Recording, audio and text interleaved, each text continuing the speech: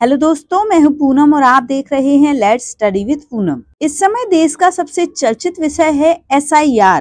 SIR का मतलब है स्पेशल इंटेंसिव रिवीजन।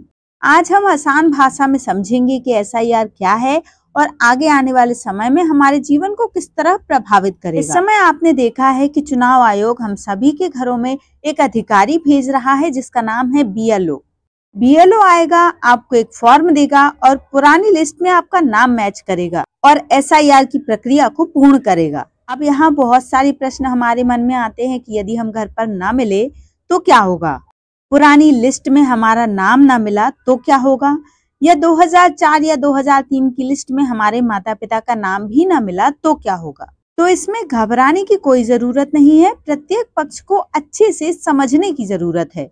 अब यहाँ हम समझते हैं कि SIR आखिर है क्या। तो नाम से ही हमें पता चलता है SIR यानी स्पेशल इंटेंसिव रिवीजन, जो RPA 1950 और RAR 1960 कानूनों के तहत होती है, जिसकी हम आगे विस्तार पूर्वक चर्चा करने वाले हैं। तो ये SIR की जरूरत क्यों पड़ी? तो 20 साल में हमारे देश में बहुत कुछ बदल गया है। लाखों लोगों ने अपनी जगह बदली है और लाखों युवाओं ने अपने 18 साल पूरे किए हैं।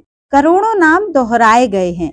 कई लोग जो अब इस दुनिया में नहीं है लेकिन उनके नाम वोटर लिस्ट में हैं, और कई लोग इस वोटर लिस्ट में नहीं है जिन्हें इस लिस्ट में होना चाहिए। तो चुनाव आयोग ने इस उद्देश्य के साथ कहा कि SIR सबसे बड़ा क्लीन अप ऑपरेशन है। इसके बाद मकसद ये है कि मतदाता सूची को 100% अपडेट कर लिया गया। SIR में किस प्रक्रिया को अपनाया जाता है उसे जान लेते हैं। इसमें घर घर जाकर सत्यापन करना, पुराने रिकॉर्ड से नाम मिलाना और डुप्लीकेट नामों को हटाना और नए योग्य मतदाता जिनका नाम वोटर लिस्ट में शामिल नहीं है उन्हें इस लिस्ट में शामिल करना।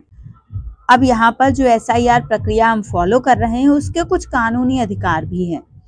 तो यह प्रक्रिया RPA 1950 के सेक्शन 21 और RER 1960 के तहत की जाती है।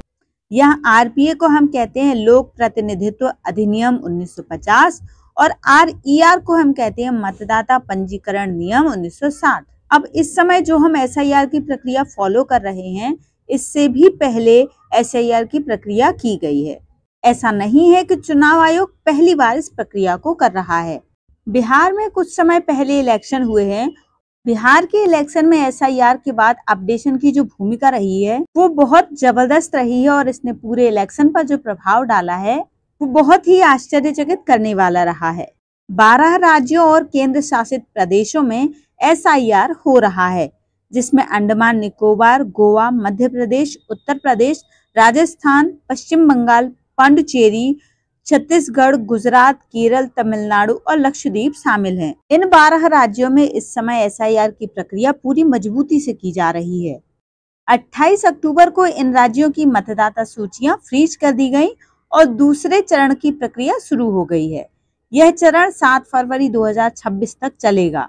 अब सबसे महत्वपूर्ण सवाल है कि आखिर चुनाव आयोग को SIR करवाना ही क्यों पड़ रहा है।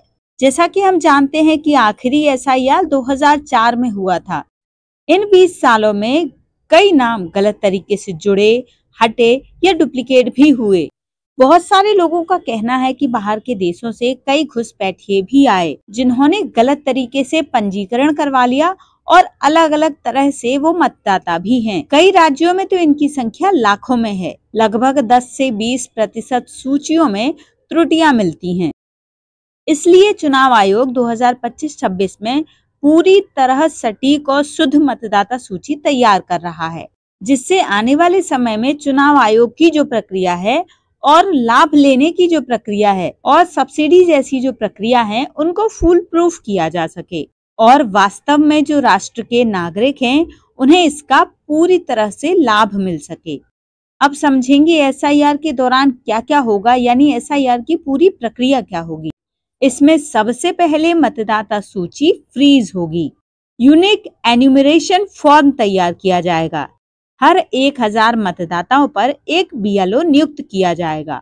BLO घर घर जाकर फॉर्म देंगे और 2002 और 2004 की पुरानी SIR सूची से नाम मिलाएंगे। अगर नाम मिलता है तो दस्तावेज नहीं चाहिए, लेकिन यदि नाम नहीं मिलता तब दस्तावेज चाहिए होंगे। मतलब 2002 और 2004 की मतदाता सूची में यदि आपका नाम मिल जाता है तो फिर दस्तावेजों की जरूरत नहीं पड़ती।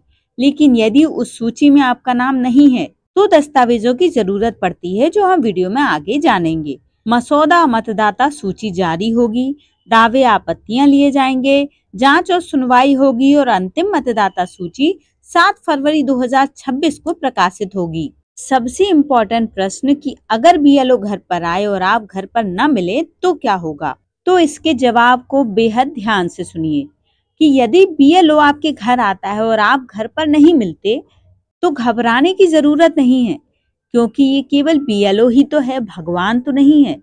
और बीएलओ 3 बार आपके घर आएगा और बीएलओ को अपडेट करना पड़ेगा कि वो 3 बार आपके घर पर गया। वो पूरे देश की लिस्ट में आपका नाम खोजेंगे। अब यहाँ आपका नाम केवल आपके राज्य में ही नहीं बल्कि पूरे देश के लिस्ट में खोजा जाएगा। अगर आप अस्थायी रूप से अपने घर से बाहर हैं तो आप ऑनलाइन भी सत्यापन कर सकते हैं। सिर्फ घर पर आपके न मिलने की वजह से वोटर लिस्ट से आपका नाम नहीं कटेगा। दूसरे राज्य में काम कर रहे लोगों के बीच ये अफवाह है कि यदि हम घर पर न मिले तो हमारा नाम वोटर लिस्ट से काट दिया जाएगा, तो ऐसा नहीं है। आपका अस्थायी रूप से आपके राज्य से बाहर होने की स्थिति में आप ऑनलाइन सत्यापन भी कर सकते हैं। अब यहाँ पर सवाल है कि क्या माता पिता के पुराने रिकॉर्ड से भी सत्यापन होगा? तो इसका जवाब है कि हाँ, बिल्कुल होगा। अगर आपके नाम का मिलान 2002, 2003, 2004 की सूची में नहीं है, अगर आप उस समय नहीं थे या फिर छोटे थे कि उस समय की सूची में आपका नाम शामिल नहीं है, ऐसी स्थिति में यदि आपके माता या पिता का नाम सूची में मिल जाता है तो भी आपको दस्तावेज देने की जरूरत नहीं है। उनके नंबर से और उनके डाटा से भी आप एसआईआर फॉर्म की इंफॉर्मेशन को कंप्लीट कर सकते हैं। अब सवाल आता है कि यदि पुरानी सूची में आपका नाम न मिले तो कौन से दस्तावेजों की जरूरत पड़ेगी?